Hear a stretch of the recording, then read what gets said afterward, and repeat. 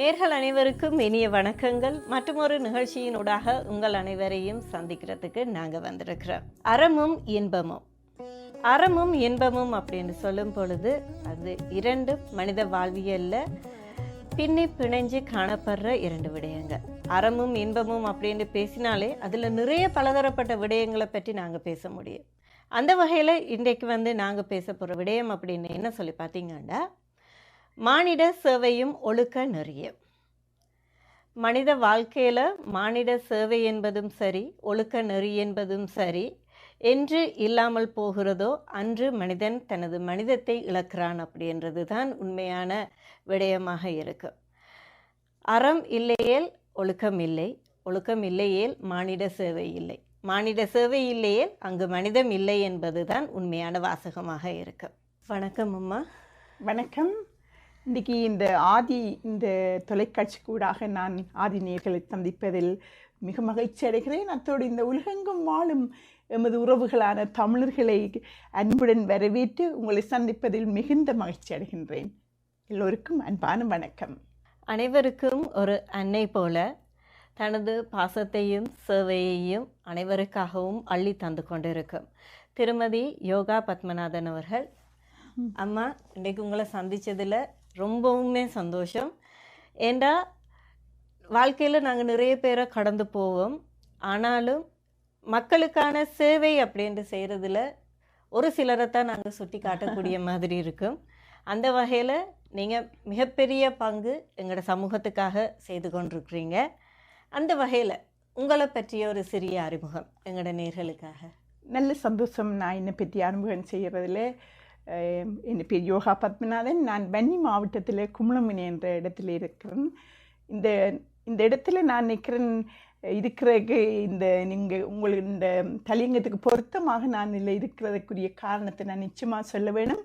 நான் குமுளமினி என்ற கிராமத்தில் மிக வறிய குடும்பத்தில் பிறந்தேன். நான் ஆரம்ப காலங்களில் சாப்பிட இல்லாமல் உடுப்போடு உடுப்பை திரும்ப திரும்ப போட்டு காலுக்கு செருப்பில்லாமல் இருந்த காலத்தில் என்னை வளர்த்தவர்கள் என்ற ஊரவர்கள், ஆசிரியர்கள், இப்படி அவர்கள் எல்லாரும் என்னை வளர்த்ததால் நான் எப்பவுமே மக்களோட வாழ்ந்தேன். தனியாக என்ற குடும்பத்தை தாண்டி மக்களிடம் உதவிகளை பெற்று வாழ்ந்ததால் அந்த மக்களை பற்றிய பாசமும், நான் ஒரு வீட்டு சாப்பாடு சாப்பிடாமல் எல்லா வீடுகள்லேயும் சாப்பாடு வாங்கி சாப்பிட்டதால் நான் வளர்ந்து படித்து பல்கலைக்கழகம் சென்று ஒரு ஆசிரியராக எனது கிராமத்தில் இருந்தேன். திரும்ப கனடாவுக்கு வந்து 35 வருடங்கள். எப்போவுமே இந்த வாழ்க்கையில் என்னை வளர்த்த அந்த உறவுகளுக்காக நான் திருப்பி ஏதாவது செய்ய வேணுமென்றதை சின்ன வயசுலேயே எனக்கு அவர்கள் ஊட்டி வளர்த்திருந்தார்கள். அதால் தான் நானும் இங்கே வந்து நல்ல ஆசிரியர் தொழில் செய்து கொண்டிருக்கிறேன்.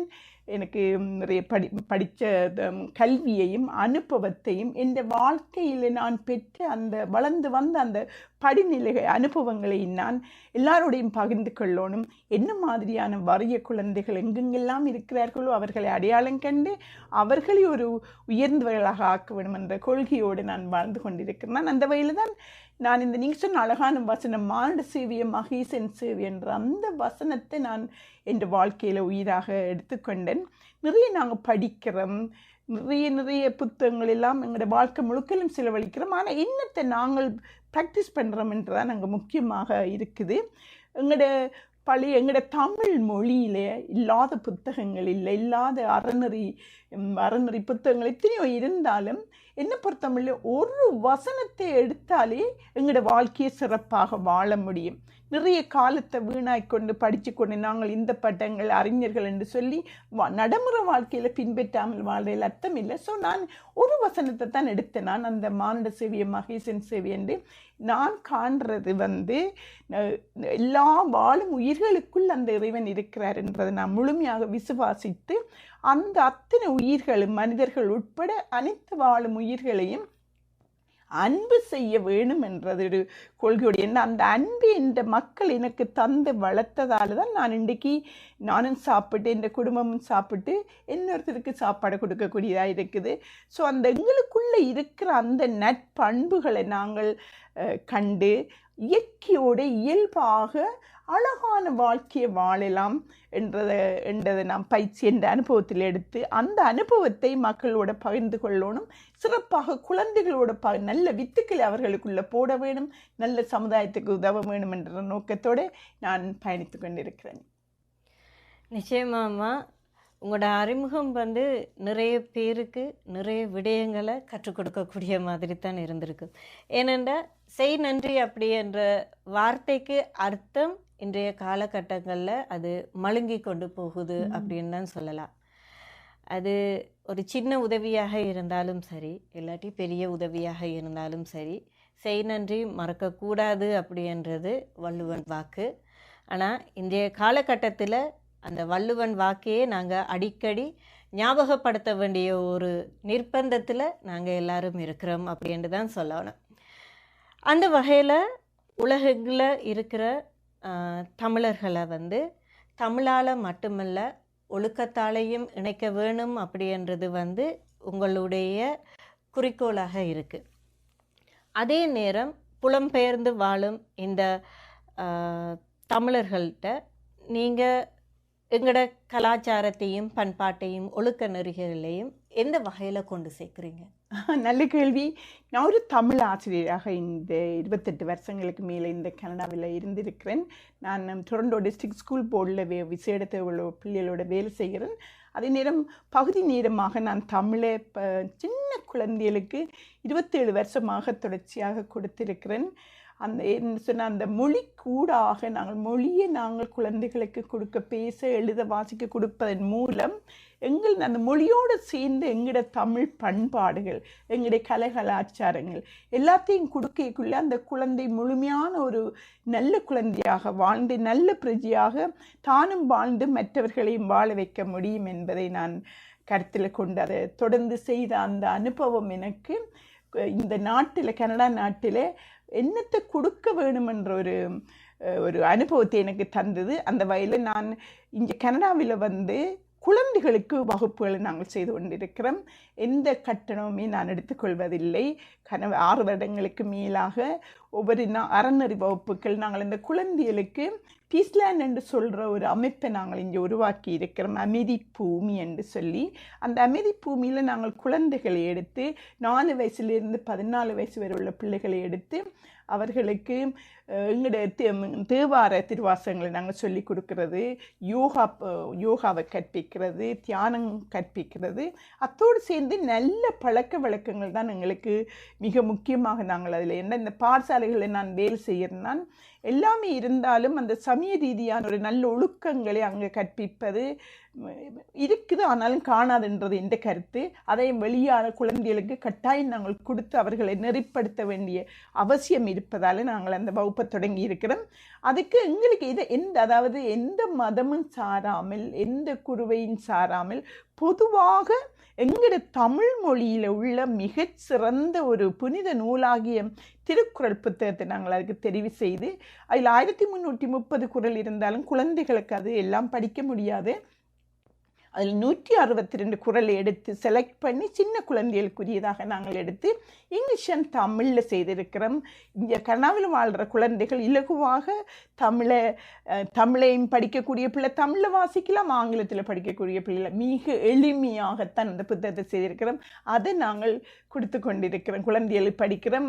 எங்களுடைய அனுபவத்தில் ஒரு 1ஆம் வகுப்பு பிள்ளை கனடாவில் இருக்கிற இங்கிலீஷ் படிக்கிற பிள்ளை, 2ஆம் வகுப்பு பிள்ளை தானாக அந்த திருக்குறள் புத்தகத்தை எடுத்து வாசித்து பொருள் விளங்கக்கூடிய வேலை நான் அது செய்திருக்கிறோம். அது எங்களுக்கு ஒரு பெரிய வெற்றியாக அமைந்திருக்குது.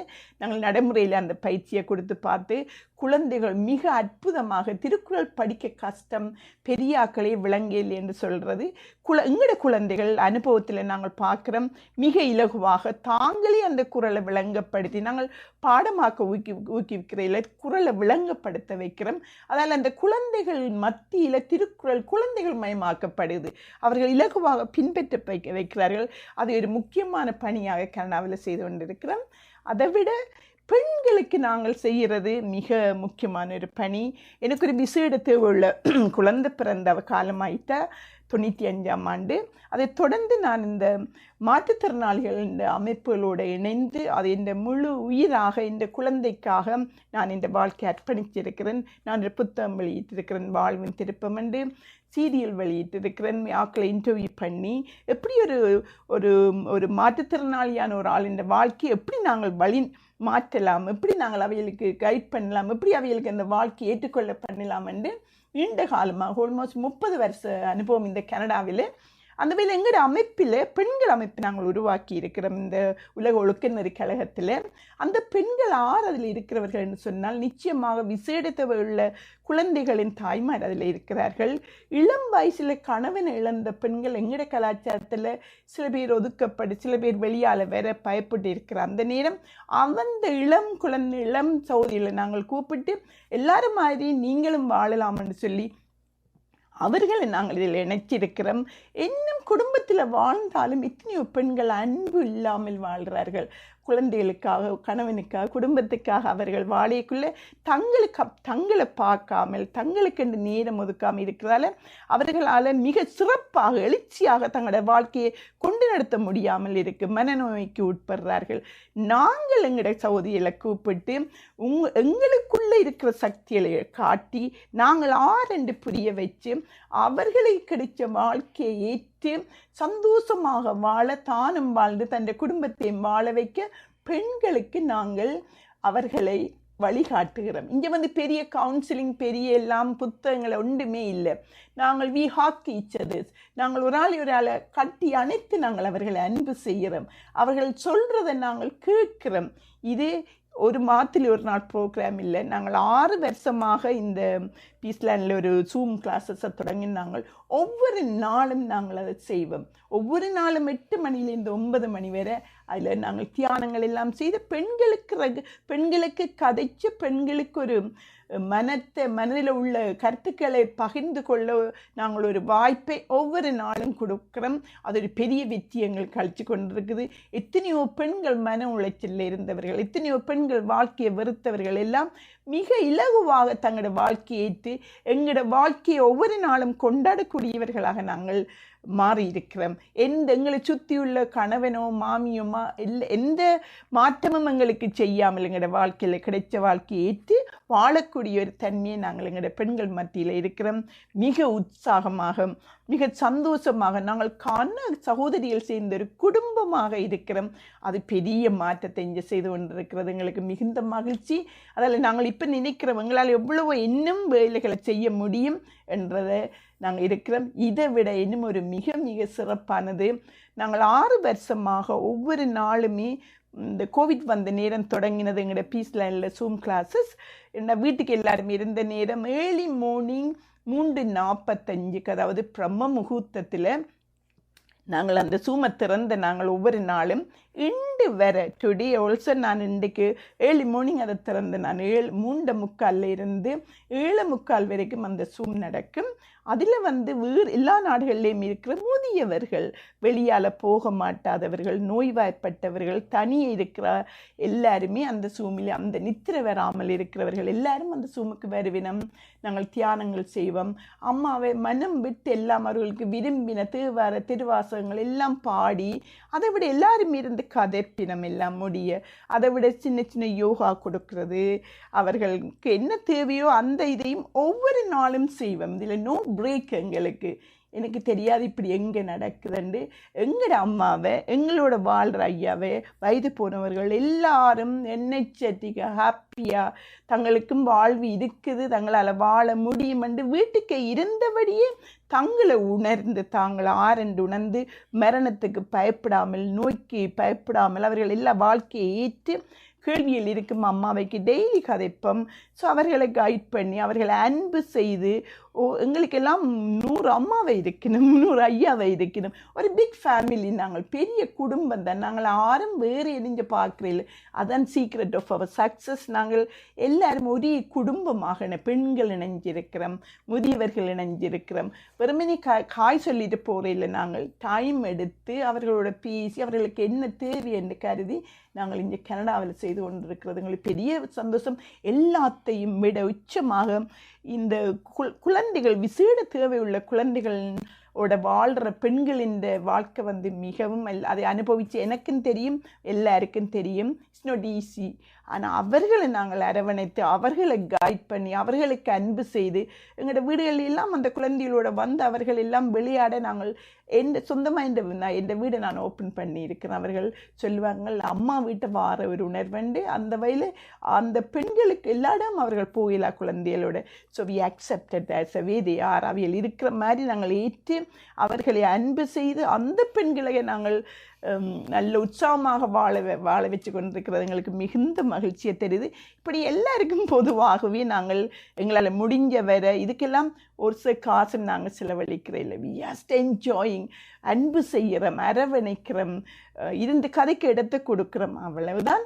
இங்கே அதால் மிகுந்த பெரிய பெரிய மாற்றங்களை நாங்கள் ஒவ்வொரு நாளுமே புதுசாக எங்களோட இளம் பெண்கள் சேர்க்கிறார்கள். என்றால் எல்லாம் இருந்தாலும் எங்களை பற்றி தெரியாமல் பெண்கள் சோர்வுக்குள்ளாகி வெளியில் உள்ள பிரச்சனைகளை பார்த்து ஒரு துக்கமான வாழ்வாக ஒரு ஆனந்தமாக வாழ முடியாமல் அமைதி இல்லாமல் இருக்கிற பெண்களுக்கு நாங்கள் எந்த ஒரு பெரிய ஒரு ஆடம்பரமும் இல்லாமல் அன்பு செய்வதன் மூலம் நாங்கள் அவர்களின் வாழ்க்கையில் அமைதி அடைய பண்ணியிருக்கிறோம், ஆனந்தமாக வாழ பண்ணியிருக்கிறோம், அவர்களுடைய குடும்ப வாழ்க்கையை கொண்டாட பண்ணி கொண்டிருக்கிறோம். So beautiful blessing. கடவுள் எங்களுக்கு அந்த நல்ல ஞானத்தை தந்து இங்கே மற்றது மதங்களற்றது. நாங்கள் இந்த மதம் அந்த மதம் என்ற ஒரு மதங்களற்ற மதம் எங்களுடைய அன்பு மதம். அன்பு தான் எங்களுடைய கடவுள். ஸோ நாங்கள் பொதுவாக எல்லாரையும் ஏற்கிற பண்பு எங்களுக்குரிய மிக சிறப்பாக இருக்குது. நாங்கள் எல்லாருக்கும் சொந்தமானவர்கள் என்று சொல்கிற வகையில் இந்த பணிகளை நாங்கள் கனடாவில் செய்து கொண்டிருக்கிறோம். பெண்கள் நாட்டின் கண்கள் அப்படி என்று சொல்கிறத நிறைய பேர் மறந்துருப்பாங்க. பாரதியார் கண்ட புதுமை பெண் வீட்டிலிருந்து வெளியில் பலதரப்பட்ட வேலைகள், பலதரப்பட்ட சமூக பிரச்சனைகள் அப்படி என்று சொல்லி பார்த்து கடந்து வந்திருக்கிற இந்த காலகட்டத்தில் ஒருவருடைய பிரச்சனையை கேட்குறதுக்கு யாரும் இல்லை அப்படின்றது தான் நிதர்சனமான உண்மை. ஒருவர் இன்னொருவர்கிட்ட நான் மனம் விட்டு என்னுடைய பிரச்சனையை சொல்கிறதுக்கு, அதை கேட்டு அதுக்கான ஒரு ஆறுதலை கொடுக்கறதுக்கு யாருக்கும் இந்த காலகட்டத்தில் நேரமும் இல்லை. அதுக்கான நேரத்தை ஒதுக்குறதுக்கு யாரும் முன் வாரதும் இல்லை. அந்த வகையில் அம்மா, நீங்கள் ஒரு மிகப்பெரிய ஒரு விடயத்தை செய்து கொண்டு வாரீங்க. அது என்னென்று சொல்கிறது அப்படின்றதுக்கு வார்த்தைகளே இல்லை அப்படின்னு தான் சொல்லணும். ஏதோ ஒருவருடைய பிரச்சனையை கேட்டு அதுக்கு நாங்கள் இருக்கிறோம் அப்படின்ற அந்த ஒரு வார்த்தையே துவண்டு போய் இருக்கிறவங்களுக்கு ஒரு தனி உற்சாகத்தை கொடுக்கும் அப்படின்னு சொல்லுவாங்க. அந்த வகையில் சின்ன பிள்ளைகளில் இருந்து பெரியவங்க வரைக்கும் ஒவ்வொருவருடைய வாழ்க்கையில் நீங்கள் ஒரு முக்கிய பங்கில் இருக்கிறீங்க அப்படின்றது தான் உண்மையான விஷயம். இன்றைய காலகட்டத்தில் விசேட தேவையுள்ள பிள்ளைகளையும் சரி, முதியவர்களையும் சரி, அவர்களது குடும்பங்களே ஒதுக்குற சூழலை தான் நாங்கள் கண்கூடாக பார்த்து கொண்டிருக்கிறோம். அப்படி இல்லாட்டி முதியோர் இல்லங்கள் இன்று எண்ணிக்கை கூடியிருக்காது. அதே மாதிரி சிறுவர்கள் மனநல காப்பகங்களும் சரி, விசேட தேவையுள்ள பிள்ளைகளுக்கான ஆச்சிரமங்களும் சரி, இன்றைக்கான எண்ணிக்கை கூடியிருக்காது. இப்படியான மாற்றங்கள் சமூகத்தில் கொண்டு இருக்கும்போது ஒரு சமூகத்திட அடிப்படை கட்டமைப்பு குடும்பம் அப்படின்னு சொல்கிறோம்.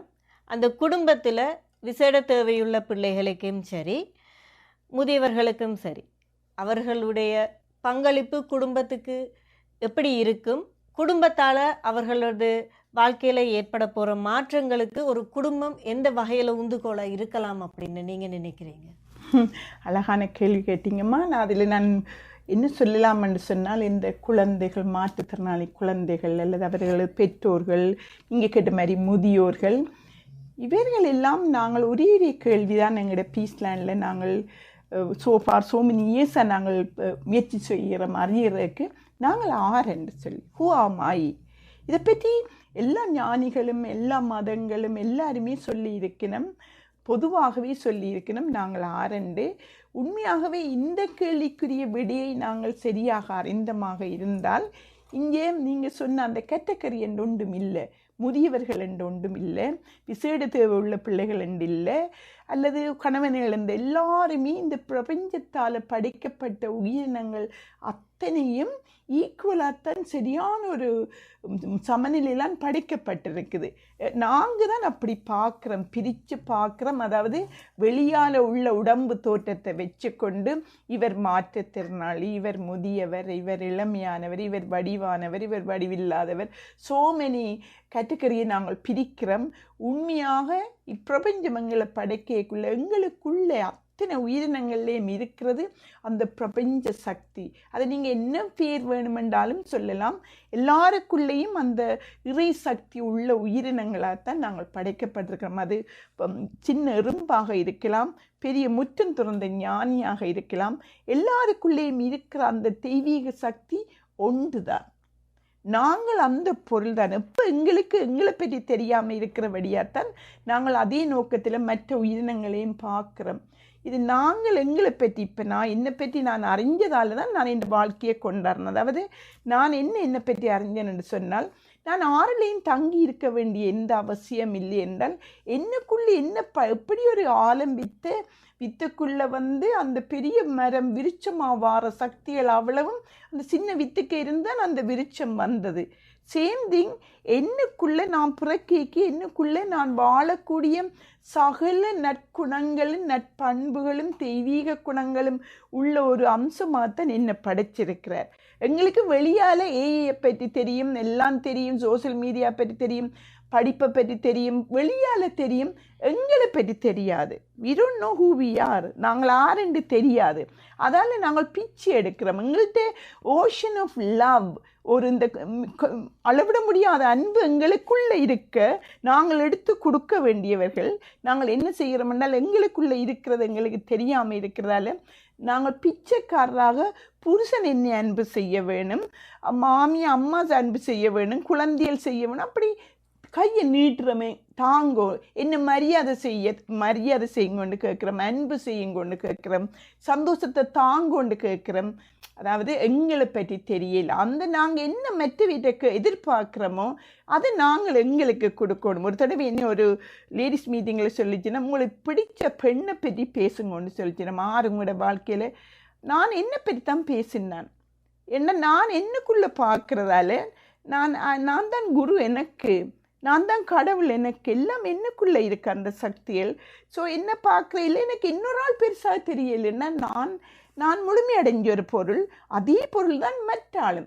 என்ன நீங்கள் பேட்டி கொண்டிருக்கிற நீங்களும் என்னையும் மாதிரி ஒரு முழுமையடைஞ்ச பொருள் தான். இப்போ இங்கே டிசபிலிட்டி குழந்தைகள், டிசபிலிட்டி அம்மா அந்த பிரச்சனைகள் இதை நோக்குறன்றதெல்லாம் எங்களோட வெளிப்பார்வை. அந்த தாய் தன்னை பற்றி முழுமையாக அறிஞ்சால் தன் கையில் இருக்கிற அந்த குழந்தை ஆரண்டு அவருக்கு தெரியும். அவர்கள் தெய்வீக அவதாரத்தில் அவர்கள் தெய்வ குழந்தைகள் தான். அவையில நாங்கள் ஏற்கிறதான் எங்களுக்கு கிடைச்ச எந்த வாழ்க்கையாக இருந்தாலும் ஒவ்வொருத்தருக்கும் ஒவ்வொரு விதமான வாழ்க்கை அமைஞ்சிருக்குது. இதை ஏற்கிறதுக்காகத்தான் நாங்கள் போராடுறோம். நாங்கள் வெறுக்கிறோம். எங்களோட வாழ்க்கையில் என்ன இருந்தாலும் இதில் என்ன வேணுமென்று சொல்லி எங்களோட பேராசையால், எங்களோட பற்றுக்களால் எங்களை நாங்கள் வெறுக்கிறோம். இன்னும் எங்களை நாங்கள் வெளியால் தேடிக்கொண்டு போகிறதால எல்லாத்தையும் நாங்கள் புரிஞ்சு கொள்ள முடியல.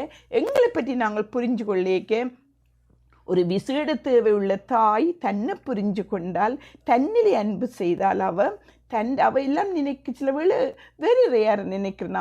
நானே நினைச்சு நான் என் குழந்தை பிறந்த நான் பாவம் செய்துட்டேன்னா, ஏன் இந்த பிள்ளை வந்தது, நான் இனி என்ன செய்ய போகிறேன், என்ன சமுதாயம் ஏற்காது என்னெல்லாம் 1000 கேள்வி எனக்கு வந்தது. நானே விடைய கண்டது, நான் ஒரு பேறு பெற்ற தாய், இந்த குழந்தை தெய்வீக குழந்தை என்ற மடியில் வரேன்னு சொல்லி அந்த குழந்தையை கடவுளாக பார்த்து நானும் ஒரு பேறு பெரியது, எல்லாருக்கும் கிடைக்காத சொத்து அது இறைவனையே அவதாரம் எடுத்து என்ற மடியில் வந்திருக்கார் என்றைக்கு அது கொண்டாட கொண்டாட்டமாக அங்கே வாழுது. It's not a painful life. இப்போ நாங்கள் எங்களை புரிஞ்சு கொண்டு எங்களுக்கு முன்னால் உள்ள குழந்தையை புரிஞ்சு கொண்டால் அது கொண்டாட்டம் தான். அவர்களால் நான் நேற்றும் ஒரு இன்டர்வியூ ஒன்று சரி, நான் ஒரு அம்மாவை விசேட தேவையுள்ள ஒரு குழந்தையை கையில் அவள் வச்சுக்கொண்டு மடியில் இருத்தி கொண்டு 6 ஆர்கனைசேஷனில் அவள் வாலண்டியர் பண்ணி கொண்டிருக்கிறாள். சியாஸ்க்கு ஓன் ஆர்கனைசேஷன் மியூசிக் கிளாஸ் இருக்குது, அதை விட வெளியால் செய்கிறார். அதாவது சமூக சேவை செய்ய கஷ்டம், நேரம் இல்லை என்றெல்லாம் பெண்கள் சொல்கிற இடத்துல மடியில் அந்த பிள்ளை பெரிய பிள்ளை அவர் வச்சுக்கொண்டு எல்லா இடமும் போய் தன்னால் முடிஞ்ச அந்த சங்கீத அந்த ஞானத்தை மற்றவர்களுக்கு கொடுக்குறார். ஸோ அவள் என்ன செய்கிறாண்டால் தன் கிடைச்ச வாழ்க்கையை ஏற்றபடியால் அவள் கொண்டாடுறா தன் வாழ்க்கையை. தான் மட்டும் வாழாமல் மற்ற ஆயிரக்கணக்கான குழந்தைகளுக்கும் அதை கொடுக்குறாண்டால் தட் சோளம்மா. இப்போ எங்களை புரிஞ்சு கொண்டு எங்களுக்கு என்ன திறமை இருக்குதோ அதை மற்றவர்களோட பகிர்க்கு அங்கே கொண்டாட்டமாக அமையுது. முதியவர்கள் கூட எங்கள்கிட்ட இருக்கிற முதியவர்கள் வாழ்க்கையை கொண்டாடி கொண்டிருக்கிறார்கள். என்ன காரணம்னு சொன்னால் நாங்கள் எங்கள்ட இருக்கிற அம்மாவுக்கு அவைகளுக்கு நாங்கள் அவைகளை ஆரண்டு உணர பண்ணியிருக்கிறோம். முதலாவது அவர்கள் தெய்வீக பண்புகளோட பிறந்த தெய்வத்தின் அம்சம் எங்களுக்குள்ளே இருக்குது. வெளியில் வார உடம்புக்குரிய நோய்கள் வயது போனால் அதெல்லாம் இயற்கையானது என்று நாங்கள் காட்டி கொடுக்குறோம். நாங்கள் அதெல்லாம் துன்பம் இல்லை, இயற்கையான மாற்றங்கள், அதை ஏற்றுக்கொண்டு வாழ வேணும் என்று அம்மாவிக்கு நாங்கள் சொல்கிறோம். அதே மாதிரி இன்னும் ஒரு ஆளில் நாங்கள் தங்கியிருக்க வேண்டிய அவசியம் இல்லை. எல்லா உயிரினங்களும் மற்ற மனிதரை விட மற்ற உயிரினங்கள் கடைசி மூச்சிருக்கும் வரைக்கும் தங்களை பார்த்து தான் அவர்கள் உயிர் விடுறது. அது புலியாக இருக்கலாம், புலிக்காரம் சாப்பாடு கொண்டு கொடுக்குற இல்லை முதுமை வந்துட்டுதுண்டு. அப்போ அவர்களே தாங்கள் காப்பாற்றுறார்கள். மனிதர்கள் மட்டும் ஒரு கட்டத்துக்கு பிறகு எங்களுக்கு அப்படி ஒரு எக்ஸ்பெக்டேஷனோட வளர்க்கப்படுறோம். முதுமை என்றால் இயலாமல் வரும், மற்றகளில் தங்கி இருக்கணும், அவையை பார்க்கணும், அப்படியெல்லாம் ஒன்றுமே இல்லை. நாங்கள் எங்களை பற்றி புரிஞ்சு கொண்டோம் என்றால் கடைசி மூச்சு இருக்கும் வரைக்கும் எந்த கையாலேயே நான் சமைச்சு சாப்பிட்டு நான் என் மூச்சை விடலாம். ஸோ இந்த வகையான அவர்களுக்கு முதியவர்களுக்கு தங்களை ஆரண்டு அறிய பண்ணி அவர்களோட வாழ்க்கையை ஏற்க பண்ணால் அவர்களோட வாழ்க்கையும் கொண்டாட்டம் தான். ஸோ வீரமோண்டு இன்னொரு ஆக்களில் தங்கி 6 தங்கி இருக்க வேண்டிய அவசியம் இல்லை. ஆனாலும் நாங்கள் ஒரே குடும்பமாக நாங்கள் எப்போவுமே இப்போ எல்லாரும் அன்பு செய்யக்குள்ள அந்த வாழ்க்கை கொண்டாடும். அதாவது ஒரு விசேட தேவை உள்ள குழந்தையின் தாயையும் நாங்கள் ஒரு சகோதரமாக ஏற்றுக்கொண்டால் அது நாங்கள் எல்லாரும் அல்லது ஒரு தனி மனிதரை படைக்க கடவுள் எல்லாரும் ஏதோ ஒரு காரணத்துக்காக தான் படைக்கப்பட்டிருக்க ஒவ்வொரு உயிரினமும் எல்லாரும் சேர்ந்து வாழைக்கு அது ஒரு கொண்டாட்டமாக அமையுது. ஒரு அம்மா தனியே இருக்கிறான்னு சொன்னால் அவருக்கு ஒரு குடும்பமும் இல்லை என்றால் ஏன் நான் என் அம்மாவாக அவள் ஏற்கக்கூடாது? நாங்கள் எப்பவும் ஒரு குறுகிய மனப்பான்மையில் எந்த சொந்த குடும்பம் எந்த சொந்த ஊர் அப்படி பார்க்குறதால எங்களுடைய அன்புக்கு நாங்கள் வரையறை போடுறோம், பேரியர்களை காட்டுறோம். இது அந்த என்டி அழிச்சு விட, அந்த நானை அழிச்சு விட எல்லாருமே நாங்கள் சொந்தமாகிறோம். அது விசேட தேவையுள்ள தாயும் குழந்தையும் எனக்கு சொந்தமாகுது, ஒரு முதுமை உள்ள ஒரு அம்மா எனக்கு சொந்தமாகிற. ஸோ ஆஸ் அ ஃபேமிலி நாங்கள் அன்பு செய்து கொண்டாடலாம். ஸோ எங்களை பற்றி என்ன பொறுத்தமில்ல சுருக்கமாக சொல்கிறேன்டால் டைம் எடுத்து எங்களை பற்றி நாங்கள் அறிய வேணும். அமைதியாக இருந்து எங்களுக்குள்ளே என்ன நடக்குது, இந்த உடம்பண்டால் என்ன, இதுக்குள்ளே so many things அறிய வேண்டி இருக்குது. என்லெஸ் என்ன பொறுத்தமில்லை இந்த கிரியேஷன் அழகு, இந்த பிரபஞ்சம் ஒவ்வொரு உயிரின ஒரு விசேட தேவை உள்ள என்ன அழகாக படைக்கப்பட்டிருக்கிறார். நாங்கள் அப்படி பார்க்காமல் இன்னொரு ஆளோடைய ஒப்பிட்டு தான் அந்த குழந்தையை பார்த்து அது குறைபாடு இல்லை குழந்தை என்று சொல்கிறோம். அப்படி இல்லை, அதோட uniqueness of creation so beautiful. ஒவ்வொரு உயிரினம் அதை பார்த்தாலே இந்த பிறப்பு காண அது கொண்டாட, அது முதுமையாக இருக்கலாம், விசேட தேவையில்லை குழந்தையும் அம்மாவுமாக இருக்கலாம். ஸோ ஒரே வார்த்தையில் சொல்கிறேன்டால் எங்களை நாங்கள் ஆரண்டு புரிஞ்சு கொண்டோம் என்றால் லைஃப் இஸ் அ செலிப்ரேஷன் எல்லாருக்கும். தேங்க்யூ. உண்மையாம்மா, நீங்கள் சொன்னதின்படி பார்க்க போனால் நிறைய விழிப்புணர்வு மக்கள் மத்தியில் தேவை.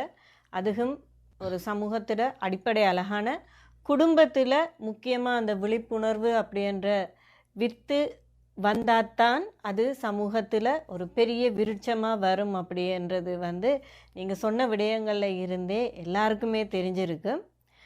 அந்த வகையில் மக்களுடைய வாழ்க்கை வாழ்வியல் அறம் அப்படின்ட்டு பேசிக்கொண்டிருக்கிறோம். அதில் ஒரு மனிதனுடைய வாழ்க்கையை பார்க்க போனால் நல்வினை தீவினை அப்படின்றது வாழ்க்கையில் பின்னி பிணைஞ்சி இருக்குது. நல்வினை என்ன தீவினை என்ன அப்படின்றத பகுத்தறிகிற அறிவு மனிதனுக்கு இருந்தாலும் வாழ்க்கையில் அதை நடைமுறைப்படுத்துகிறாங்களா அப்படின்னு கேட்டால் அது ஒரு கேள்விக்குறியான விடயமாக இருக்குது இன்றைய காலகட்டத்தில். ஆரம்ப காலத்தில் நல்வினை மேலோங்கி இருந்தது, தீவினை குறைவாக இருந்தது. ஆனால் இன்றைய காலகட்டத்தில் தீவினை மேலோங்கி இருக்குது, நல்வினை குறைவாக இருக்குது அப்படின்னு சொன்னால் அது மிகையாகாது அப்படின்னு நான் நினைக்கிறேன். அந்த வகையில் மனித வாழ்க்கையில் நல்வினை தீவினை என்ற அந்த இரு துருவங்கள் எப்படிப்பட்ட ஒரு நிறைய மக்களுக்கு கொடுக்குது அப்படின்னு நீங்கள் நினைக்கிறீங்க? அழகான இளம் பிள்ளை இப்படி ஒரு கேள்வியை நினைச்சது நல்ல சந்தோஷம். சரி, என்னென்னு சொன்னால் நாங்கள் எல்லாரும் ஏன் டிஃப்ரெண்டாக வித்தியாசமாக இருக்கிறோம்னு சில வேளை நாங்கள் யோசித்தால் எங்களோட சில வேளை கருத்துக்கள் ஒவ்வொரு மதங்களும் ஒவ்வொரு மாதிரி சொன்னாலுமே கூட எங்களோட கர்ம வினைக்கு தக்கதான் எங்களோட வாழ்க்கை கிடைச்சேன்னு ஒரு சில பேர் சொல்கிறது. என்னை பொறுத்தமல்ல இந்த வாழ்க்கை எங்களுக்கு ஏன் கிடைச்சேன்னு சொன்னால் உண்மையாகவே எங்களை பற்றி நாங்கள் அறியத்தான் எங்களுக்கு கிடைச்சது. உண்மையான எங்களோட true nature, what is a human being, எப்படி நாங்கள் இருக்க வேணும், நாங்கள் ஆரண்டு அந்த அறியத்தான் எங்களுக்கு இந்த பிறப்பெடுத்து அதுக்குரிய அனுபவங்கள் எங்களுக்கு தரப்படுது நிச்சயமாக. இப்போ உதாரணமாக சில பேர் சொல்லாமல் எங்களுக்கு தொடர்ந்து கஷ்டங்கள் இருக்குன்னு சில பேர் ஒரே அழுது கொண்டே இருப்பினும் உண்மையாக அது யாருக்கு வருதுன்னு சொன்னால் அதாவது இந்த பிரபஞ்சத்துக்கு விருப்பமான ஒரு குழந்தைக்கு தான் அது கிடைக்குது. அந்த கஷ்டங்கள் வந்தால் தான் நாங்கள் ஒரு கணம் நாங்கள் நின்று எங்களை திரும்பி பார்க்குறோம், ஏன் என்று எங்களை கேள்வி கேட்குறோம். அப்போத்தான் எங்களுக்கு என்ன கிடைக்குன்னு சொன்னால் விட கிடைக்குது. நாங்கள் உண்மையாக ஆரண்டு நாங்கள் தேடுறோம். இந்த சில பேர் பணத்தை தேடி போயிருக்கலாம், அல்லது படிப்பை தேடி போயிருக்கலாம், இப்படி சம்திங் நாங்கள் என்னவோ தேடி போனால் ஒரு கட்டத்தில் எங்களுக்கு அது கடைசி வரைக்கும் திருப்தியே கிடைக்காது. அது ஆசை கூடி கூடி அது அப்படியே கண்டினியூ பண்ணிக்கொண்டே போகும். அப்போ எங்களுக்கு ஒரு கட்டத்தில் நிம்மதியே இருக்காது. அப்போ எங்கேயோ மிஸ்ஸிங்ண்டு இது எந்த அனுபவத்திலோடு நான் கண்டது. சம்திங் எனக்கு இல்லையென்று பார்த்தால் என்னை பற்றி நான் அறியாமல் எப்போ விடுறனோ அப்போ வாழ்க்கையில் திருப்தியே கிடைக்காது. அந்த எங்களை பற்றி அறிஞ்சு நாங்கள் முழுமை அடைகிறதுக்கு தான் இந்த பிறப்பு தரப்பட்டது. அந்த வேலை கர்மங்களை ஆற்றுறோம் நாங்கள். நல்ல தீவினை நீங்கள் சொன்ன மாதிரி நல்ல குணம் கெட்ட குணம். எனக்கு இப்போ அந்த ரெண்டு சொல்லுமே வருது இல்லையேன்னு சொன்னால் அந்த ரெண்டும் ஒன்று தான். there's no different. அந்த பேலன்ஸில் நாங்கள் எங்களோட கடமைகள், இப்போ எனக்கு ஒரு கடமை தரப்படுது, பள்ளிக்கூடத்தில் தரலாம், அல்லது இந்த பிள்ளைகளை பார்க்குறதில்ல, அல்லது இன்னொரு சகோதரியை பார்க்குறதா இருக்கலாம். நான் ஒரு எதிர்பார்ப்போடு ஒரு கடமையை செய்வேனாக இருந்தால், நான் இதை செய்தேன்னா எனக்கு புண்ணியம் கிடைக்கும், அல்லது இதை செய்தேன்னா எனக்கு இன்ன பலன் கிடைக்கும், அல்லது ஃபண்ட் ரைசிங் ஒரு ஈவென்ட் செய்ய போகிறேன், இவ்வளோ காசான் எனக்கு வேணுமென்ற ஒரு எதிர்பார்ப்போடு நான் ஒன்றை செய்தேன் என்றால் அங்கே வெற்றியின் தோல்வியும் என்ற ரெண்டு விடயங்கள் அங்கே வரைக்குள்ளே அது வினப்பதிவாக அது பதிவு செய்யப்படுது.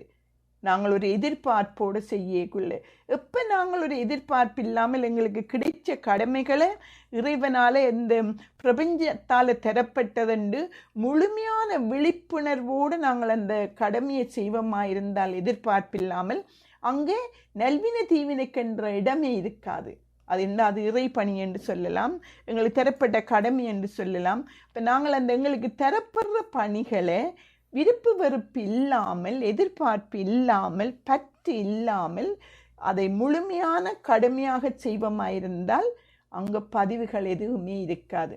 நாங்கள் சில வேளை கூடாத வினைகள் செய்து இந்த பிறப்பிள்ளைங்களுக்கு வாழ்க்கையில் வேறு விதமாக அமைந்திருந்தாலும் அதை மாற்றி அமைக்கக்கூடிய சக்தி இந்த மனிதர்களுக்கு மட்டும்தான் இருக்குது. அதாவது எங்களோட வாழ்க்கையை ஏற்றுக்கொண்டு எங்களோட கடமைகளை நாங்கள் முழுமையாக எதிர்பார்ப்பில்லாமல், பற்றில்லாமல், ஆசை இல்லாமல் செய்வோமாயிருந்தால் நல்வினை தீவினை கர்மவினை இல்லவே இல்லை. நாங்கள் பேலன்ஸ் பண்ணிடுவோம். அமைதியாக இருந்து அங்கால எல்லாம் எங்களுக்கு சாந்தி தான் எங்கள்கிட்ட மிஞ்சி இருக்குது, ஆனந்தம் தான் எங்களை மிஞ்சி இருக்கும். நாங்கள் இப்போ ஒரு ஆக்ஷனை எப்படி பார்க்குறோமென்று எங்களை பொறுத்தது. அது அழகாக எங்களுக்கு கிடைச்ச வாழ்க்கையில் தார அனுபவங்களை விருப்பு வெறுப்பு இல்லாமல் செய்தால் அது புனிதமான தெய்வீக வாழ்க்கையாக அமையும். எங்களுக்கு இயற்கையாக உள்ள அமைதியும் ஆனந்தமும் எங்களுக்கு கிடைக்கும். வாழ்க்கையில் ஒழுக்கமும் நெறியும் எந்தளவு தூரம் முக்கியம் அப்படின்றது அம்மா சொன்ன நிறைய விடயங்கள் படி எல்லாருக்குமே தெரிஞ்சிருக்கும். அந்த வகையில் ஒழுக்கத்தை நாங்கள் கடைப்பிடிக்கிறதுக்கு ஒரு அடிப்படையான விஷயம் தியானம் அப்படின்னு அம்மா சொல்லியிருக்கிறாங்க. இந்த ஒழுக்கத்தில் தியானம் அப்படின்ற ஒரு விடயம் எந்தளவு தூரம் பங்களிப்பு செய்து? இந்த இந்த காலத்தில் இந்த உலகத்தில் ஃபேஷன் வந்து என்னன்னு சொன்னால் தியானம்தான். அதை பற்றி கதைக்காத ஆக்களும் இல்லை, அதை பற்றி எங்கே பார்த்தாலும் அதுதான். என்ன இந்த மக்கள் வந்து அமெரிக்காக இயங்குகிறார்கள். அப்போ அது ஒரு டூலாக காட்டி அது ஒரு பிஸ்னஸாக கூட இப்போ அமையுதுன்னு சொல்லலாம். எங்கே பார்த்தாலும் அதை பற்றிய கதை தான். நாங்களும் அதே தேடலில் உள்ள ஒரு குரூப்பாக தான் இருந்தோம். நாங்கள் எங்களுடைய பீஸ்லேண்டில் வந்து எங்களுக்கு நேரடியாக குருவண்டு எங்களுக்கு இருந்து தியானத்தை கற்பிக்காவிட்டாலும் அந்த பிரபஞ்சமே எங்களை கைட் பண்ணிச்சுது பல குருமார்கள் மூலம். அதன் அடிப்படையில் நாங்கள் கண்டதை சுருக்கமாக சொல்ல போனால், இந்த தியானம் என்று சொல்லி எங்களோட வாழ்க்கையை நாங்கள் ஆரண்டு புரிகிறதான் அதுக்கு பேசிக்கான ஒரு இது. அப்போத்தான் எங்களுக்கு தெரியும் உண்மையாகவே நாங்கள் மனிதர்கள் எப்போவுமே எங்களோட மனதுக்கு நாங்கள் எல்லாம் செய்கிறோம். மேக்கப் போடுறோம், ஃபேஷன் எல்லாம் நிகழ்த்துக்கு செய்கிறோம், காலுக்கு செய்கிறோம், தலைக்கு செய்கிறோம், மைண்டுக்கு என்ன செய்கிறோம்ன்றான் நாங்கள் கேள்வி. அதுதான் எங்களோட ஆணி வேர். அதை நாங்கள் கைட் பண்ணிட்டோம் என்றால் தண்டுபாலில் மிகவும் அழகாக வரும். தண்டுபாலில் முகம் எத்தனையோ வருஷமாக நான் இந்த ஃபேஷியலை செய்ததே இல்லை, ஐப்ரோ செய்ததே இல்லை. உண்மையாக சொல்கிறேன். அதாவது எனக்கு அந்த அழகை விட என்னக்குள்ளே இருக்கிற அழகு கூட தெரிகிறதால வெளியால் நான் எனக்கு அதை பார்க்க வேண்டிய அவசியம் இருக்கே இல்லை. நான் என்ன சொல்கிறேன்னு சொன்னால், எங்களோட மைண்டை நாங்கள் கைட் பண்ணணும். இந்த மைண்ட் என்னென்று வேலை செய்கிறன்ற அந்த ஒரு அறிவை நாங்கள் நிச்சயமாக அதுக்கு ஒன்றும் இல்லை. ஒரு புத்தகத்தில் இருக்கிறத விட எங்களை நாங்கள் பார்க்க வேணும். அப்போ எப்படி பார்க்குறேன்றதுக்கு தான் இந்த தியானம் என்று சொல்லலாமே. அந்த வீடை எனக்கு தெரியலை எந்த அளவு அதுக்கு பொருத்தம் என்று எங்களை நாங்கள் பார்க்க வேணும். எப்படி நான் இருக்கிறேன்றதையும் முதலாவது பார்க்கணும். நான் இப்போ இதில் இருக்கிறேன் என்றால் இந்த முதுகெலும்பு எங்கே நிமிந்து இருக்குது, எந்த கால் எங்கே இருக்குது, தலை எப்படி இருக்குது என்று, அதாவது என்ன நான் ஆழ்ந்து பார்க்க வேணும். எப்படி நான் என்னை ஆழ்ந்து பார்க்கலாம், இந்த சிந்தனை எங்கே போகுதுன்னு நாங்கள் பார்க்கலாம். நாங்கள் பார்க்க தொடங்கிக்க எங்களுக்கு தெரியுது நாங்கள் எவ்வளவோ நேரங்களை எங்களோட பாஸ்டில் நாங்கள் பார்க்குறோம். கடந்த சம்பவங்களை நாங்கள் அதிகமான நேரங்களை ஒதுக்கி பார்க்குறோம். நடக்க போகிற விடயங்களுக்காக பயப்பட்டு ஏங்கி அந்த எதிர்காலத்தை நாங்கள் பார்க்குறோம். So we don't live in the present moment. இப்போ நான் உங்களோட பேசி கொண்டிருக்கிற இந்த கணத்தை நாங்கள் பார்க்க தவறி நாங்கள் கடந்த காலத்தையும் எதிர்காலத்தையும் பார்க்குறதால வாழையில் என்று சொல்கிறோம். நாங்கள் உண்மையாக வாழ்க்கை வாழ்கிறோம் என்று சொன்னால் இந்த கணத்தில் நாங்கள் எங்களை பார்த்து எங்களுக்கு நடக்க இந்த மூமெண்ட்டை நாங்கள் ஏற்று என்ன நடக்குன்னு அதை பார்த்தால் அது வாழ்வு. அப்போ நாங்கள் வாழ்க்கைண்டு வாழ்கிறோம் என்று சொன்னாலும் ஒரு செத்த பிணமாக இருக்கிறோம் அங்கே. அதாவது எங்களுக்கு தெரியலை உண்மையாக நாங்கள் என்ன வாழ்கிற மாதிரி தெரியாமல் மயக்க நிலையில் வாழ்ந்து கொண்டு இருக்கிறோம். ஸோ அதுக்குத்தான் இந்த தியானத்தை நாங்கள் கைட் பண்ணுறோம். நாங்கள் என்ன கடைசியாக இப்போ இவ்வளோ காலம் தென்னில் நான் என்ன கண்டேன்னு சொன்னால், அழகாக எங்கட யோக சுவாமி சொன்னது சும்மா இரண்டு சொல்கிற ஒரு வேர்ட் அல்ல ரமண மகிழ்ச்சி சொல்லி இருக்கலாம். எல்லாருமே எல்லா ஞானிகளும் இங்கே மேலத்திய ஞானிகள் எல்லாருமே சொன்னது எங்களை நாங்கள் பார்த்து பி சைலன்ஸ், அந்த அமைதிக்கூடாக எங்களை பார்க்குறதில் நாங்கள் எங்களோட வாழ்க்கையை முழுமையாக உணர முடியும் என்று சொல்லி, அதுக்கு அந்த தியானத்தில் நாங்கள் நிச்சயமாக முன்ன மந்திரங்கள் போட்டது, கணக்கு கைடட் மெடிடேஷன் செய்தது, இப்போ எல்லாம் நிப்பாட்டிட்டு எங்களை நாங்கள் அமைதியாக எங்களோட மூச்சை பார்க்குற கட்டத்தில் நாங்கள் வந்திருக்கிறோம்.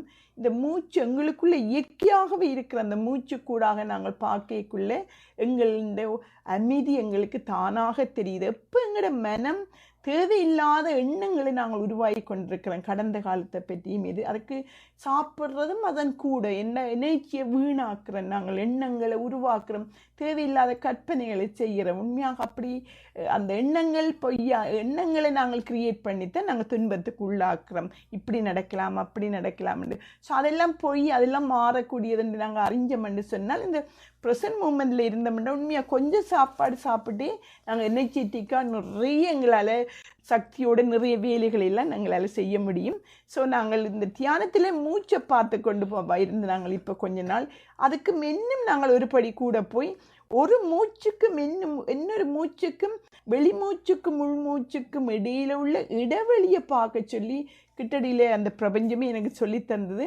அந்த இடத்துல நிற்கக்குள்ளே அங்கே என்ன சொல்லாது, அதான் சொர்க்கமாக தெரியுது, அதுதான் இறைவனாக தெரியுது, அதுதான் எல்லாமாக தெரியுது, அது அமைதியாக தெரியுது, ஆனந்தமாக தெரியுது. அப்போ ஒரு பெரிய ஆடம்பரமும் இல்லாமல் எங்களுக்குள்ள நாங்கள் தேடினால் அந்த முழு சக்தியையும் நாங்கள் பெற்றுக்கொள்ளலாம். சாதாரணமான ஒரு பெண்ணின் உடம்பில் இருந்து செயலாற்றுற செயலை விட எங்களை பற்றி நாங்கள் அமைதியாக இந்த மூச்சை பார்த்து நாங்கள் வாழ்க்கையை வாழுவமாக இருந்தால் 10 பெண்கள் இந்த சக்தி ஒரு பெண்ணில் இருக்கிற மாதிரி நான் உணர்றேன். நான் அப்படி வாழ்ந்து கொண்டிருக்கிறேன். என்னால் சில வேளை நம்ப முடியாத எனர்ஜி ஃப்ளோ பண்ணும், என்னுமே செய்யலாமே இந்த உலகத்தில் என்ற மாதிரி இருந்தால் தேவையில்லாத எண்ணங்களை நிப்பாட்டினது உண்டு.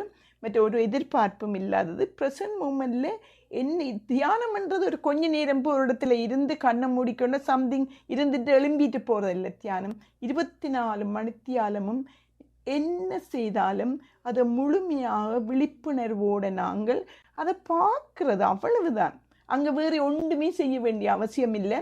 தியானம் 24 மணித்தியாலமும் செய்கிறது. அதாவது என்ன நடக்குன்னு பார்த்தோம் என்றால் சக்தி எங்களுடைய உயர்ந்த சக்தி இந்த லெவல் அது மிக அபாரமாக எங்களுக்குள்ளே இருக்குது. எடுக்க எடுக்க எடுக்க எடுக்க வேலைகள் செய்து கொண்டே இருக்கலாம். அந்த களைப்பு என்ற இடத்துக்கு இடம் இல்லை என்று நான் சொல்கிறேன். அவ்வளவு நீச்சி எங்களுக்குள்ளே இருக்குது. சாப்பாட்டால் வரையில்லைன்றது பெண் எல்லாரும் சாப்பாடு அந்த சத்து இந்த சத்து நிறைய நேரங்களை செலவழிக்கிறது. சாப்பாடுகள் இல்லாமலே எங்களை நாங்கள் பார்த்தாலே எனர்ஜியை எடுத்து எடுத்து எடுத்து அவ்வளவு சக்தி பாய்ந்த பெண் தெய்வம் என்று சொல்கிறது நாங்கள் தான். எங்களால் நிறைய சாதிக்க முடியும், செய்ய முடியும். தியானம் 24 மணித்தியாலமும் எங்களை நாங்கள் பார்த்து நாங்கள் செய்கிற கடமைகளை முழுமையாக பார்க்கறது தான் தியானம்ன்றது எனக்கு கிடைச்ச அனுபவம். தேங்க்யூ. அகத்தின் அழகு முகத்தில் தெரியும் அப்படின்றது மாதிரி தியானம் அப்படின்ற ஒரு விடயம் எங்களோட அகத்தை மட்டும் இல்லாமல் எங்களுக்கு வெளி தோற்றத்திலையும் ஒரு அழகை கொடுக்குது அப்படின்ட்டு அம்மா சொல்லியிருந்தாங்க. நிறைய விடயங்கள் நாங்கள் அம்மாவோட பேசிக்கொண்டிருக்கிறோம். நிறைய சேவைகள் அம்மா மூலம் எங்களை மாதிரி அதையும் விட அதிக தேவைகள் உள்ளவர்களுக்கும் சரி ஒரு பக்கபலமாக ஒரு தூணாக அம்மா இருந்து அவங்களுடைய சேவைகளை கொடுத்து கொண்டிருக்கிறாங்க. அந்த வகையில் அம்மா உங்களோட சேவைகள் இலங்கையிலையும் தொடர்ந்து நீங்கள் செய்து கொண்டிருக்கிறீங்க. அப்போ அது தொடர்பாக சில விடயங்கள் எங்களோட நேயர்களுக்காக. நிச்சயமாக நல்ல கேள்வி கேட்டீங்க. நாங்கள் எல்லாரும் நினைக்கிறோம், எப்போவுமே கதைக்கிறது சமூக சேவை சமூக சேவை சேவை என்று. அதாவது எங்களோட குடும்பத்தை பார்க்குறதை நாங்கள் சொல்கிறது கடமை என்று, சமூகத்துக்கு செய்கிறத சொல்கிறது சமூக சேவை என்று. என்னை பொறுத்தமில்லை அப்படி இல்லைன்றது கருத்து. அதாவது சமூகம்ன்றது ஒரு தனி மனிதர் தனி ஒரு ஆளாக இந்த பூமியில் பிறந்து வாழ்ந்திருக்க முடியாது.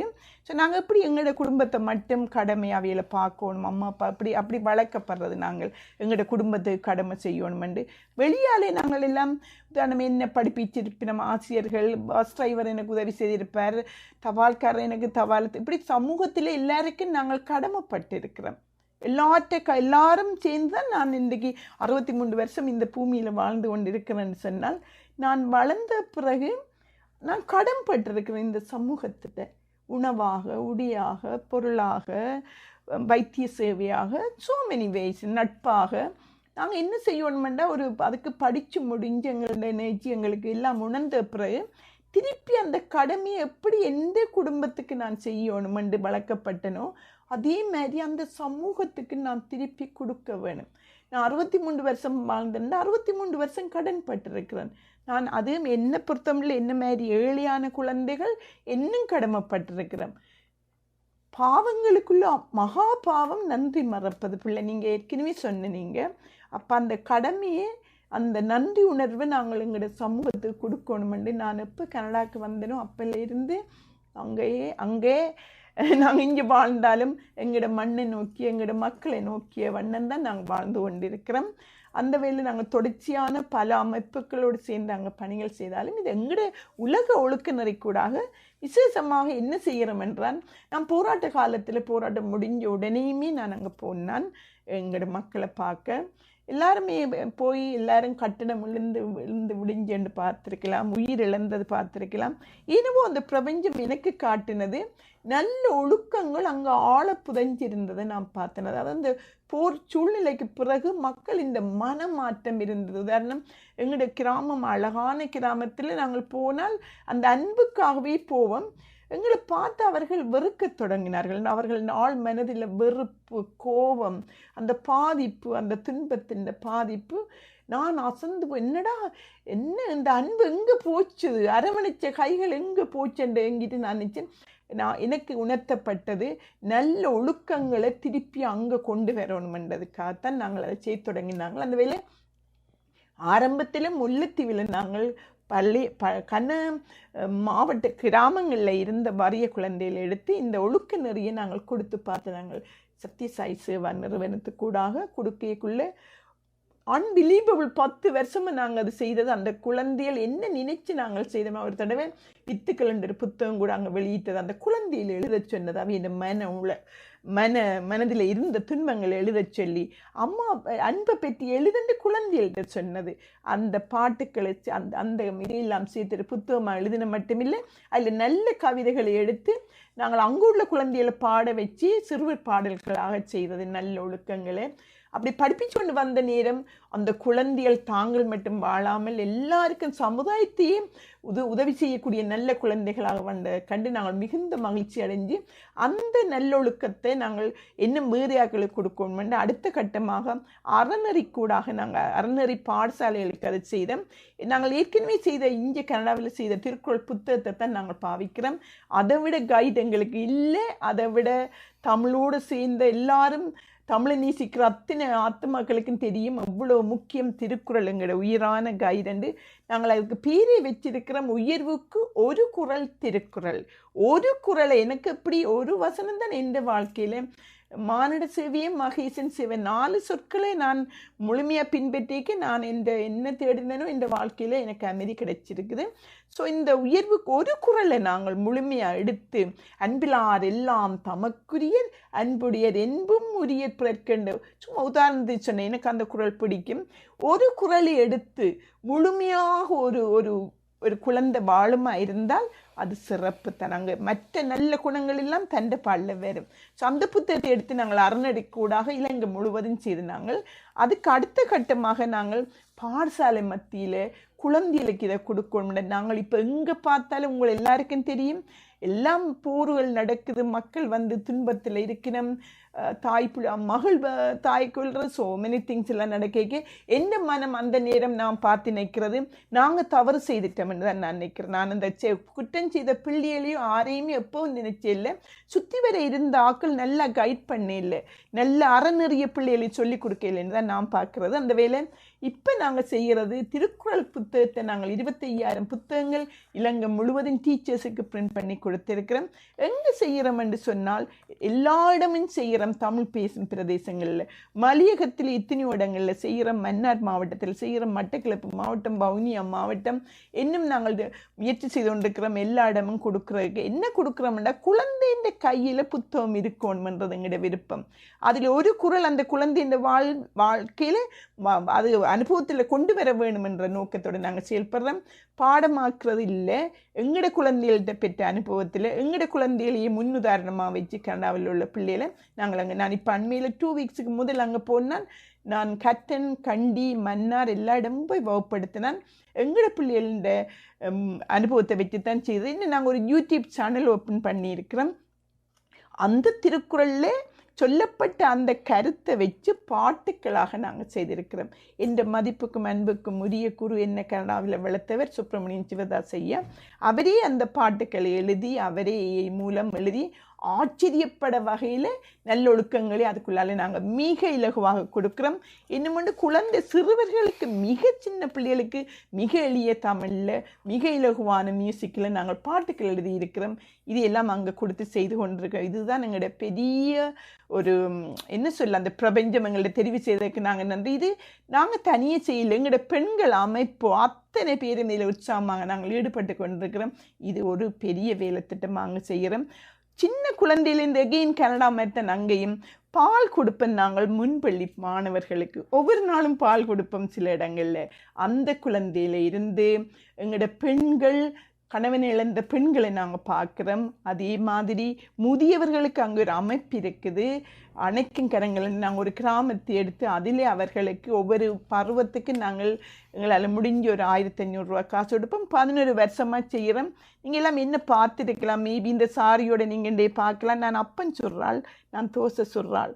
நான் டீச்சராக இருந்தாலும் ஏனென்று சொன்னால் இந்த முதியோர்களுக்கு எனக்கு கொடுக்க நான் அதுக்கு ஃபண்ட்ரைஸ் பண்ணுறேன் என்றால் அது எங்கட கிராமத்து ஆக்கள் என்றபடியால் நாங்கள் வருந்தி கொடுக்கணும் என்று சொல்கிறதுக்காக எனக்கு காசு இல்லை. நான் உழைக்கிற ஆசிரியர் தொழிலில் வர காசு 2 கிழமைக்கு இருக்கா எனக்கு அங்கே பிலோ த ஆவரேஜ்ன்னு என் அக்கௌண்ட் காட்டும். ஸோ நான் என்னடா செய்ய எப்படி கொடுக்கண்டு இல்லை, நான் சமையல்காரியே இல்லை, but I become a cook now. பப்ளிக்கில் போய் கல்யாண வீடுகள் எல்லாம் பார்க்கல அப்பந்தோசை சுட்டு கொடுத்து குறைஞ்ச காசுக்கு தான் நாங்கள் வாங்குறேன். ஒரு நாளும் மற்றவே மாதிரி கூட வாங்குறேன். அதில் வாங்கிக்க வர காசு நான் ஒவ்வொரு மாதமும் 1.5 லட்சம் பருவத்துக்கு கொடுக்கணும். ஃபுல் மூன் வருது, அந்த சந்திரன் வளர்றதை பார்த்தால் என் உடம்பு நடுங்கும், காசு வேணுமெண்டு. So I am working on that. இப்போ நான் நல்ல குக்காக வந்துட்டேன். ஃப்யூச்சரில் நீங்கள் எல்லோரும் என்ன சமைக்க கூப்பிடலாம், நான் உங்களுக்கு சமைச்சு தருவேன். நல்ல பாஸ்தா செய்வேன். எனக்கு எப்படி அது அந்த திறன் வந்துண்டு அந்த பிரபஞ்சத்துக்கு தான் தெரியும். என்னோட சாப்பிட்டாக்கள் திருப்பி கேட்பினம் எப்படி என்று அந்த இறைவன் அருளும் என் அன்பும் சேர்க்கப்பட்டிருக்கு அந்த மிக்ஸுக்கு. நல்ல நோக்கத்துக்காக அந்த மிக்ஸ் செய்யப்படுது. ஸோ அது மிகவும் டேஸ்ட். ஸோ அப்படியெல்லாம் முதியோர்களை பார்க்குறோம். அழகில்லை இதெல்லாம் எங்களால். மற்றது இன்னும் எல்லாத்தையும் விட இந்த கணவன் நாங்கள் விளையாட்டை நாங்கள் ஊக்குவிக்கிறது எங்களுடைய ஒரு பெரிய ஒரு செயல் திட்டமாக இருக்கிறோம். வடமாகாணம் முழுக்கலும் இந்த கணவன் மரதன் ரன்னர் இங்கே கனடாவுக்கு வந்தவர். அவர் தான் பெற்ற அந்த மரதன் ரன்னில் வந்த அந்த அனுபவத்தை அங்குள்ள குழந்தைகளை உருவாக்கணும் என்று சொல்லி 100கணக்கான மாணவர்களை வடமாகாணம் முழுக்கலும் மருதனோடு அவர் செய்து கொண்டிருக்கிறார். 4 வருஷமாக தொடர்ந்து செய்து கொண்டிருக்கிறார். அதுவும் அவர் இங்கே வீல் ரான்ஸ் ஆப்ரேட்டராக இருக்கிறார். பெரிய உத்தியோகம் எல்லாம் பார்க்க இல்லை, அவர்ஸ் வேலை செய்து அந்த காசு எடுத்து தான் அவர் அங்கே செய்கிறன்றது பெரிய ஆச்சரியப்படும் வகையில் நிறைய காசை கொடுத்து இளம் குழந்தைகளை விளையாட்டின் மூலம் நல்ல ஒழுக்கங்களை நாங்கள் கொடுத்து கொண்டிருக்கிறோம். இப்படியான பணிகளை நாங்கள் இலங்கையில் செய்து கொண்டிருக்கிறோம். உண்மையாம்மா, நீங்கள் சொல்கிற சில விஷயங்கள் அது சாத்தியமற்றது அப்படின்ட்டு எல்லாரும் சொல்லுவாங்க. ஆனால் அதை சாத்தியமாக்கி இருக்கிறீங்க. இது கனவல்ல, நிஜம் அப்படின்ட்டு தான் நாங்கள் சொல்லணும். ஏன்னா அம்மா சொல்கிற ஒவ்வொரு விடயங்களையும் நாங்கள் சாதாரணமாக பேசிட்டு போயிடலாம். நான் அப்படி செய்வேன், நான் இப்படி செய்வேன், நான் இதெல்லாம் செய்திருக்கலாம் அப்படின்னு நாங்கள் சாதாரணமாக நாங்கள் யார்கிட்ட என்றாலும் நாங்கள் அதை அப்படியே போகிற போக்கில் நாங்கள் கதைச்சிட்டு போகலாம். ஆனால் அம்மா சொன்னது அவ்வளவும் அவங்களோட வாழ்க்கையில் அவங்க இப்போ இந்த நொடியில் செய்து கொண்டிருக்கிற விடயங்கள். இதன் மூலம் இப்போ எதிர்காலத்தில் நீங்கள் இந்த சேவைகளுக்காக நீங்கள் ஏதேனும் திட்டங்களை வச்சு கொண்டிருக்கிறீங்களா? எனக்கு நாளையான் இல்லை, நோ டுமாரோ. இன்றைக்கு நான் இந்த வாழ்க்கையை முழுமையாக கொண்டாடுவேன். அட் த மேக்ஸிமம் டே. இன்றைக்கு தான் இந்த லாஸ்ட் டே. நாளைக்கு சாப்பிட்றோன்னு சொன்னால் எவ்வளோ சந்தோஷமாக இருக்க முடியுமோ அந்தளவு இந்த டே நான் காலமையில் எழும்பி இந்த ப்ராமிஸில் உண்டு நான் இந்த டேயை கொண்டாட போகிறேன். மேக்ஸிமம் என் அன்பை கொடுத்து கொண்டாட போகிறேன்னு ஸ்டார்ட் பண்ணுவேன் ஏர்லி மார்னிங் 3:45. ஸோ இந்த நாள் தான் என்னட்ட இருக்குது. நாளையான் என் கையில் இல்லை, அது பிரபஞ்சத்துக்கு தெரியும். என்ன நாளைக்கு இல்லை, எனக்கு தெரியாது என்னென்று. டுடே என்ன செய்யலாம்ன்று தான் என் நோக்கமாக இருக்கிறேன். நாங்கள் என்ன இன்றைக்கு நாங்கள் என்ன செய்கிறோம் என்றால், எங்களுக்கு இந்த திருக்குறளை நாங்கள் அங்கே படிப்பிக்கிறதுக்கு மிக மிக அதிகமான செலவுகள் எல்லாம் எங்களுக்கு தேவை. நாங்கள் புத்தகங்களை பிரிண்ட் பண்ணி கொடுக்குறோம், டீச்சர்ஸுக்கு ட்ரெயின் பண்ண செலவழிக்கிறோம். அதுக்கான ஒரு பெரிய நிகழ்வு நாங்கள் செய்கிறோம். வார சனிக்கிழமை நாங்கள் செய்ய போகிறோம். நாங்கள் ஜூன் 13 தமிழிசை கலாமன்றத்தில் செய்ய போகிறோம் 4 மணிக்கு. என்ன நோக்கத்துக்கான திருக்குறளுக்காக நோக்கத்துக்காக செய்கிறோம். நாங்கள் உங்களுக்கு தெரியும் எல்லாரும் ஸ்பான்சர் எடுக்கிறது அல்லது வேறு வேறு அப்படிலாம் ஒன்றுமே இல்லை தாயே எங்களுக்கு. நாங்கள் அப்படிலாம் செய்கிறே இல்லை. நான் முதல் கதைச்ச தொலைபேசி ஒரு இன்டர்வியூ இது தான் என்று உங்களுக்கு சொல்கிறேன். நான் இதுவரை போக இல்லை, நான் விரும்பவும் இல்லை. இதை இந்த அன்பு மகள் ஓவியா என்னை கேட்டதுக்காக நான் வர வேணுமென்ற எனக்கு அவ்வளவு மனதுக்கு என்ன இதெல்லாம் யாருக்கு சொல்ல தேவையில்லை. பிரபஞ்சம் தானாக நடத்தும் என்ற நம்பிக்கை. நான் டிக்கெட் கூட அடிக்கிறே இல்லை. வாசலில் நீங்கள் என்ன தரப்போகிறீங்க தர்மம் செய்கிறதுக்கு அதை வாங்கி கொடுக்கறது. ஆனால் அந்த இவெண்ட்டுக்குரிய முழு செலவையும் நான் கொடுப்பேன். இந்த சொந்த காசில் இப்படி கனவசமாக செய்கிறது. எல்லாரும் ஈவென்ட் செய்துட்டு செலவை கழிச்சிட்டு கொஞ்சம் தான் நாங்கள் போகிறது. நான் அப்படி இல்லை. இந்த சொந்த காசில் முழு செலவையும் விட்டுட்டு நீங்கள் தார 10 ரூபாவோ 20 ரூபாவோ 100 ரூபாவோ ஐ டோன்ட் நோ, தர்மத்துக்கு தானே தாரீங்கள், அதை வாங்கி கொடுக்கறது தான் இது எங்களோட பிரார்த்தனை. Is not event, is our prayers.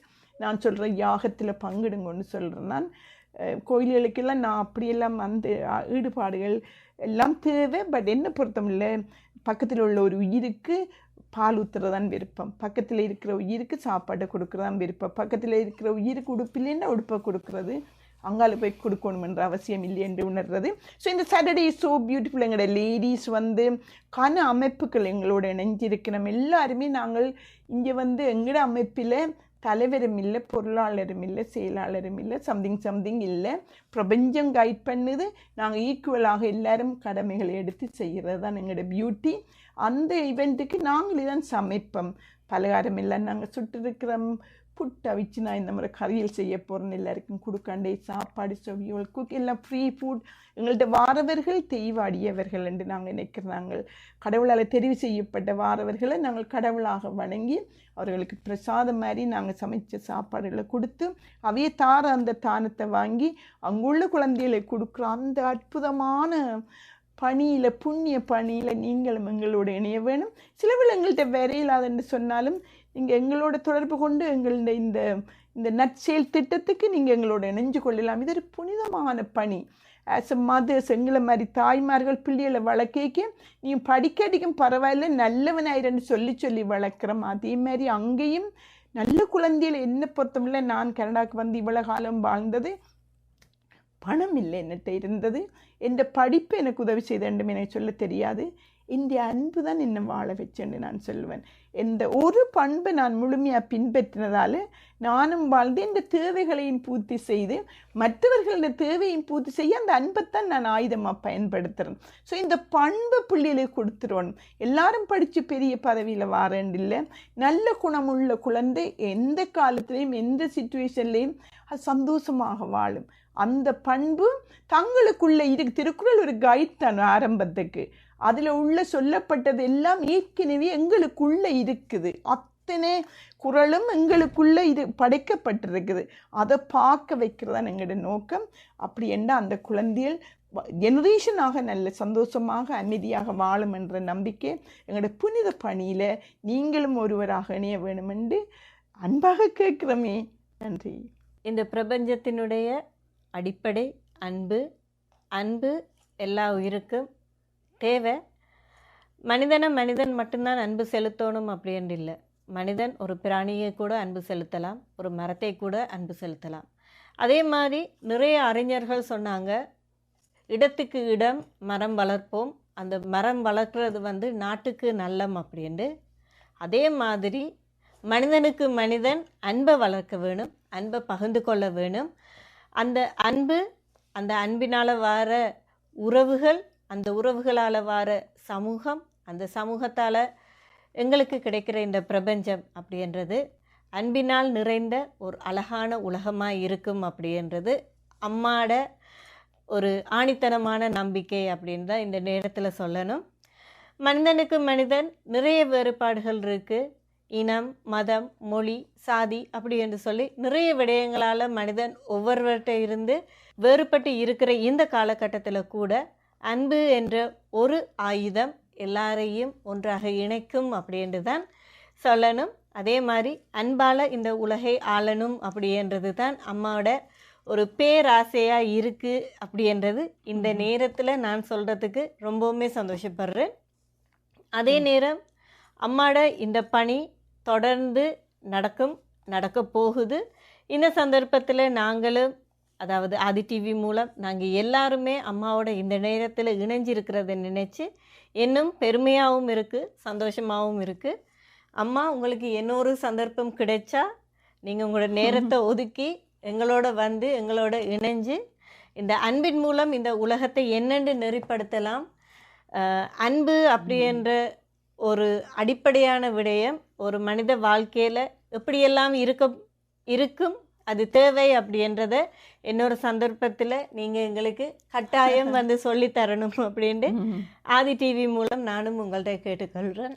மிக நன்றி இன்றைக்கு ஆதி டிவி நேயர்களை நான் கண்டது. நான் ஏற்கனவே சொன்ன மாதிரி இந்த முதல் இன்டர்வியூ என்று சொல்லலாம். நாம் இது ஒரு இயற்கை என்னை வந்து இங்கே கூப்பிட்டதற்கு ஒரு காரணம் இருக்குன்னு நிச்சயமாக நம்புகிறேன்னா நல்ல நேயர்கள் நிச்சயமாக இதை பார்க்குறார்கள் என்று நம்புகிறேன் நான். அதாவது ஒரு நாளுமே கதைக்காத ஒரு ஆள் இங்கே கூப்பிட்டுருக்கேன்னு சொன்னால் இது ஒரு காரணம் இருக்குது. ஸோ மிக நல்ல சந்தோஷம் உங்களை கண்டது. நானும் உங்களோட ஏற்கனவே எங்களோட பிள்ளை சொன்ன மாதிரி எங்களோட சொந்த குடும்பம், இந்த கணவன், எனக்கு 2 பிள்ளைகள், அந்த சொந்த வீட்டில் இருக்கிறது ஒரு கொஞ்சம் சந்தோஷம். அதை தாண்டி எந்த பேரியரும் இல்லாமல் எங்களோட வீடு, எங்களோட நாடு, எங்களோட இந்த பிரபஞ்சம் முழுக்கலும் உள்ள எல்லாருமே வேறு வேறு வீடுகளில், வேறு வேறு நாடுகளில், வேறு வேறு இதில் இருந்தாலும் அதெல்லாம் இல்லாமல் நாங்கள் ஒரே குடும்பம் என்று நினைக்க எவ்வளவு என்ன சொல்ல வார்த்தை இல்லை. அந்த சந்தோஷத்தை, அந்த அன்பை, இந்த பிரபஞ்சமே எங்களுக்கு சொந்தமானது. ஆனால் நாங்கள் ஒரு சின்ன வீட்டுக்கு இருந்தோண்டு அதுதான் உலகம் என்று வாழ்கிறோம். ஸோ இப்போ எல்லாரும் ஒரே குடும்பம், நாங்கள் ஒரே சோசிலிருந்து வந்த உயிர்கள் நாங்கள். ஸோ அதை உணர்ந்து நாங்கள் எல்லாரும் சமமானவர்கள். இதில் பெரியவர்கள் சின்னவர்கள் என்று யாருமே இல்லை. எல்லாரும் பூச்சியில இருந்து பெரிய மத யானை வரை நாங்கள் வேறு எல்லாரும் சமந்தான். எல்லாரையும் சமமாக மதித்து எங்களுக்குள்ளே இருக்கிற அந்த கடவுள் என்று சொல்கிறது இந்த அன்பு தான். அது எங்களுக்குள்ளே இருக்குது, எவ்வளவும் இருக்குது. அந்த தெய்வீக அன்பை கொடுத்து ஒரே குடும்பமாக வாழ்கிற எல்லாரும் நாங்கள் இன்றைக்கு நீங்களும் எங்களோட குடும்பத்தில் இணைஞ்சதுக்கு மிக நன்றி. எங்களோட நீங்கள் தொடர்பு கொள்ளலாம். ஏதாவது இதை பற்றி அறிய விரும்பினால் என்ற ஃபோன் நம்பர் வந்து 6477632323. உங்களோட கதைக்க விரும்புகிறேன். நீங்கள் நேரடியாகத்தான் எங்களோட பழகணும் இல்லை. எங்கே இருந்தாலும் இதை பார்த்த யாராவது ஒரு இதயத்தை இந்த கருத்துக்கள் தொட்டிருந்தால் எங்களோட கதையுங்கோ. எல்லாரும் ஒரே குடும்பமாக சேர்ந்து பயணிப்போம். இறைவன் தந்த கடமைகளை நாங்கள் ஒரு எதிர்பார்ப்பும் இல்லாமல் முழுமையாக செய்து இந்த வாழ்வின் பிறப்பின் நோக்கத்தை அறிந்து எங்களோட சொந்த வாழ்க்கையை நாங்கள் கொண்டாடுவதன் மகாத்மா காந்தி சொல்கிறார், எங்களோட இண்டிவிஜுவல் எங்களோட சொந்த மாற்றம்தான் சமுதாய மாற்றம். ஸோ நாங்கள் மாறுவோம், எல்லாமே மாறும். மற்றவ மாறணும் அங்கே பிரச்சனை கதைக்காமல் எங்களை முழுமையாக எப்படி பூரணப்படுத்துகிறோமோ அது எல்லா இடமும் அந்த லைட் ஷைன் பண்ணும். ஸோ தேங்க்யூ ஸோ மச் என்னையும் கூப்பிட்டதுக்கு. தொடர்போம், நாங்கள் எல்லாரும் ஒரே குடும்பமாக வாழ்வோம். மானிட சேவையே மகேசன் சேவை. நன்றி, வணக்கம். ரொம்ப நன்றி அம்மா. உங்களோட பொன்னான நேரத்தை எங்களுக்காக ஒதுக்கி ஒழுக்கம் அப்படி என்ற விடயம் மக்களுக்கு எந்தளவு தூரம் முக்கியம், இன்னும் எதிர்காலத்தில் நீங்கள் அம்மாவோட சேர்ந்து பணியாற்றலாம், சேவைகளை செய்யலாம். சேவைகள் அப்படின்றதை விட பிறருக்கு உதவலாம், கரம் கொடுக்கலாம், கரம் கோர்க்கலாம். பரந்தோம்பி காக்க ஒழுக்கம், தெரிந்தோம்பி தேரினும் அகுதே துணை என்ற வள்ளுவன் வாக்குக்கு இணையாக அம்மாவோட நிறைய விஷயங்கள் நாங்கள் இன்றைக்கு கதைச்சிருந்தோம். அறமும் இன்பமும் வாழ்க்கையில் எவ்வளவு முக்கியமோ அதே மாதிரி அறமும் இன்பத்தில் இன்றைக்கி நாங்கள் கதைச்சிருந்த விஷயம் மானிட சேவையும் ஒழுக்க நிறைய ஒரு நல்ல ஒரு வித்தை சமூகத்துக்கு கொடுத்துருக்குறோம் அப்படின்ற ஒரு நம்பிக்கையோடு மீண்டும் மற்றொரு நிகழ்ச்சியில் உங்கள் எல்லாரையும் சந்திக்கும் வரை உங்களிடமிருந்து விடைபெறுவது ஜனந்தினி ஜெயனபவன். நன்றி நேர்களே.